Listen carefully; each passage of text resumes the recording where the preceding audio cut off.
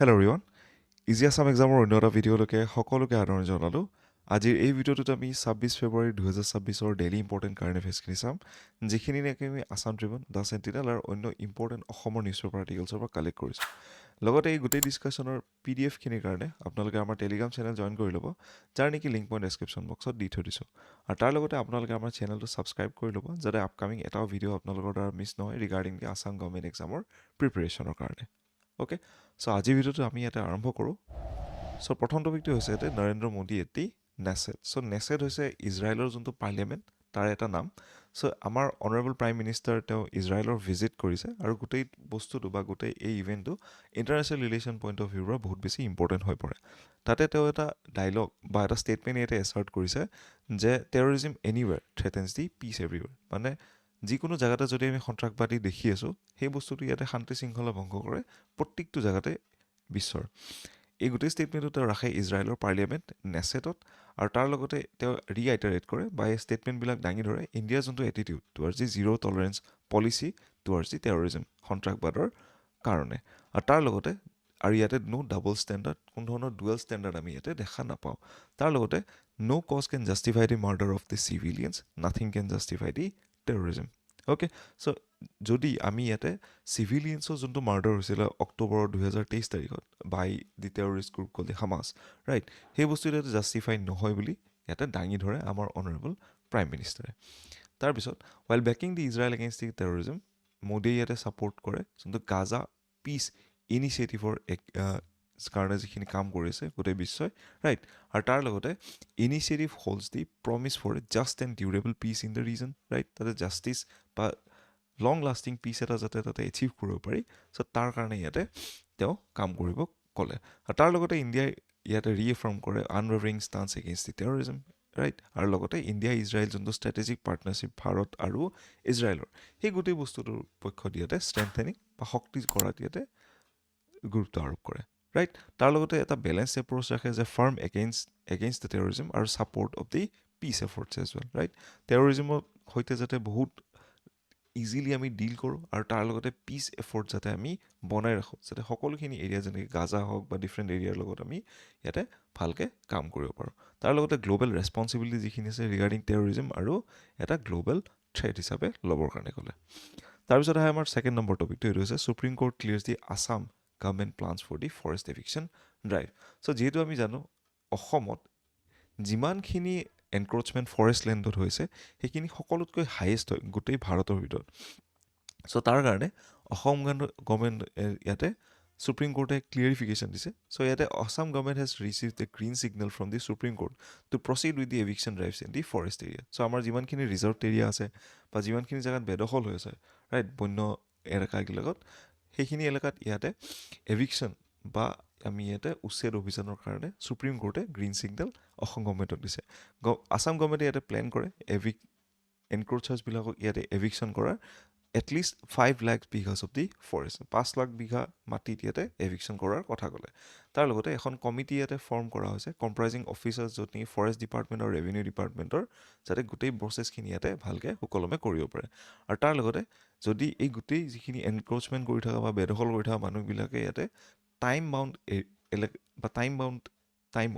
যদি ইয়াতে এভিক বা ভেকেট নকৰে তেওঁলোকক ইয়াতে এভিকশ্যন কৰাব অথৰিটিজৰ দ্বাৰা তাৰ লগতে সুপ্ৰিম কোৰ্টে ইয়াতে অবজাৰ্ভ কৰে যে গভৰ্ণমেণ্টৰ যোনটো প্ৰচেছ আছে ৰিগাৰ্ডিং দি এভিকশ্যন বা এনক্ৰ'চমেণ্টৰ গোটেইটো ইয়াতে প্ৰিন্সিপলছ অফ ফেয়াৰনেছ বা ইয়াতে ফেয়াৰনেছ বলবৎ ৰখা বুলি সুপ্ৰিম কোৰ্টে কয় আৰু তাৰ লগতে এভিকশ্যন ড্ৰাইভ গোটেই ফৰেষ্ট এৰিয়াত এক্সপেক্ট কৰা হয় ইয়াতে কোৰ্টছৰ এপ্ৰুভেলৰ পাছত ইয়াতে আৰম্ভ হৈ যাব বুলি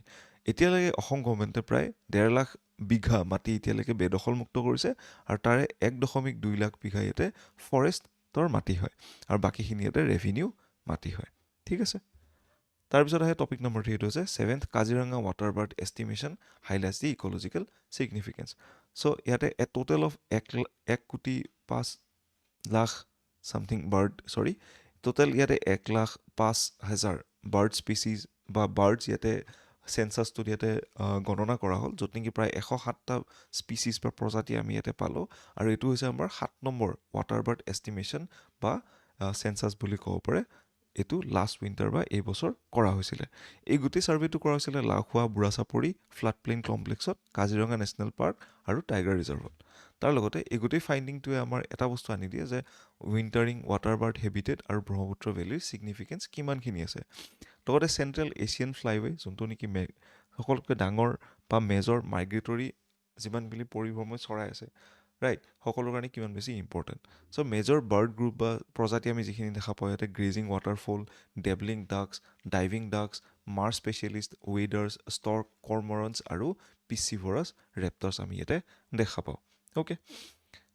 তাৰপিছত আহে এই গোটেই বস্তুটোত আমি ইয়াতে ডিপ পেৰেনিয়েল বিল বা শ্বেলো মাডফ্লেটছ, ভেজিটেটেড মাৰ্চেছ আৰু ৰিপাৰিয়ান কৰিডৰ্ছবিলাকৰ ইম্পৰ্টেঞ্চ আমাৰ ফ্লাড প্লেইনবিলাকত আমি দেখা পাওঁ। ইয়াতে প্ৰায় 1,05,000 বাৰ্ডছৰ আমি ইয়াতে কাউণ্টিং কৰা গ'ল, য'ত নেকি প্ৰায় 20,000 বেঞ্চমাৰ্ক ৰাইট লাগে আমাৰ ৰামছাৰ